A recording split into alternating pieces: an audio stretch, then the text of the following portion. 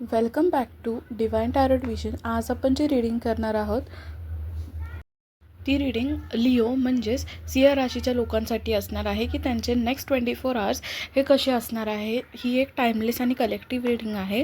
So जेव्हा पण ही reading तुमच्यापर्यंत पोहोचेल तिथून नेक्स्ट 24 आवर्स तुमच्या लाईफमध्ये काय चेंजेस येऊ शकतात ही रीडिंग त्यासाठी आहे. तुम्ही करंट जर तुमच्या लाईफमध्ये कोणती सिच्युएशन चालू आहे त्या गोष्टीशी जर ही रीडिंग रिलेट होत असेल तर तुम्ही तुमच्याशी कनेक्ट करा. जशी कलेक्टिव्ह रीडिंग आहे तर सगळे पार्ट तुमच्याशी कनेक्ट होणार नाही आहे. सो जेवढा पार्ट तुमच्याशी कनेक्ट होईल तेवढाच पार्ट तुम्ही बघू शकता. मी एक एक करून तुम्हाला एक्सप्लेन करेन की नक्की 3 स्टेजेसमध्ये तुमच्या लाईफमध्ये काय काय चेंजेस होईल नेक्स्ट 24 आवर्समध्ये. आणि जर तुम्हाला काही क्वेश्चन्स असतील तर तुम्ही युनिवर्सकडे मागू शकता, विचारू शकता आणि व्हिडिओला लाईक करा जेणेकरून तुमच्या एनर्जी जे आहेत ते माझ्यासोबत एक्सचेंज होतील आणि मी तुम्हाला एक असा प्रॉपर गायडन्स या रीडिंगमधून देऊ शकते. सो सगळ्यात पहिला आपण हा चेंज बघू शकतो की मनी रिलेटेड जर तुमच्या लाईफमध्ये काही प्रॉब्लेम होत होते पास्टमध्ये, म्हणजे खूप जास्त अप्स अँड डाऊन्स जर येत होते तर सडनली ते डिसअपियर होतील. आणि म्हणजे काही गोष्टी इथे जर तुम्ही घरामध्ये तुम्ही सगळ्या गोष्टी करत असाल, म्हणजे जर तुम्हीच एक जर वर्किंग पर्सन असाल तुमच्या फॅमिलीमधून, तर मला इथे दिसते की तुम्ही खूप त्या गोष्टीमुळे खूप टेन्स होता, खूप प्रॉब्लेममध्ये होता. तर तो प्रॉब्लेम सॉल्व्ह होणार आहे कारण की परत आता तुम्ही तुमच्या पॉवरमध्ये येणार आहेत.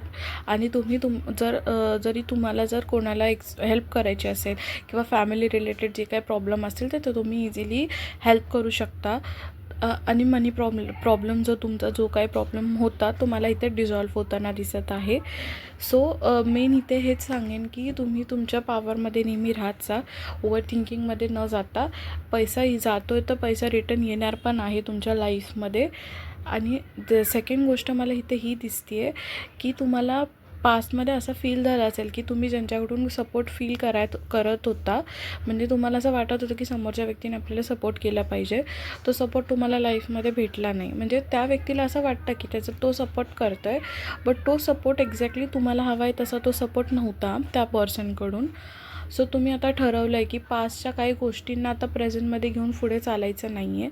सो ज्या गोष्टी आपल्यासाठी हर्टिंग होत्या त्या गोष्टी आपण पास्टमध्येच ठेवणार आहोत. तर कॅरी फॉरवर्ड नाही करायच्या आहेत आता प्रेझेंटमध्ये सुद्धा, कारण त्यामुळे त्या गोष्टींमुळे खूप साऱ्या गोष्टी चेंज होतात, ओव्हर थिंकिंग वाढते. आणि तुम्ही हे पण ठरवलं की कोणाकडून सपोर्टसुद्धा एक्सपेक्ट नाही करायचा. आणि तुम्हाला इथे हे सांगेन, जरी तुम्ही कोणाकडून सपोर्ट एक्सपेक्ट केलं किंवा नाही केलं पण डिवाइन एनर्जीज तुम्हाला इथे सपोर्ट करायला आहेत. तर तुम्ही त्यांच्या प्रेझेन्सला फील करून तुम्ही त्यांच्याकडून एक्सपेक्ट करू शकता सगळ्या गोष्टी. फक्त तुमचं माइंड जे आहे ते तुम्हाला स्टेबल ठेवावं लागणार आहे. खूप जास्त निगेटिव्ह विचार तुम्हाला करायचा नाही आहे. थर्ड थिंग मी इथे बघू शकते की जर तुमच्या माइंडमध्ये कंटिन्युअसली निगेटिव्ह थिंकिंग येत असेल, म्हणजे जर तुमच्या मदरसोबत तुमचा काही वाद झाला असेल किंवा तुमच्या फॅमिलीमध्ये कोणतीही फिमेल एनर्जी जी तुमच्यापेक्षा एजने मोठी असेल, तर तुमचं त्या व्यक्तीसोबत जर काही झालं असेल किंवा त्या व्यक्तीच्या काही गोष्टी तुम्हाला पटल्या नसेल आणि कंटिन्युअसली तुमच्या डोक्यामध्ये जर ओव्हर थिंकिंग चालू असेल, तर मी इथे बघू शकते की ते प्रॉब्लेम म्हणजे तुमची आता ती ओव्हर थिंकिंग आहे ना ती तुम्हाला थोडी स्टेबल करायची आहे. नेक्स्ट 24 आवर्समध्ये त्या थिंकिंगमध्ये तुम्ही खूप जास्त असाल. मे बी ती तुमची मदर किंवा कोणतीही फिमेल एनर्जी तुमच्या लाईफमध्ये तुम्हाला काही गोष्टी बोलली असेल किंवा त्या व्यक्तीच्या गोष्टी काही पटलेल्या नसतील, तर त्या गोष्टींमुळे तुमच्या लाईफमध्ये खूप ओव्हर थिंकिंग करताना मला दिसत आहात तुम्ही नेक्स्ट 24 आवर्समध्ये.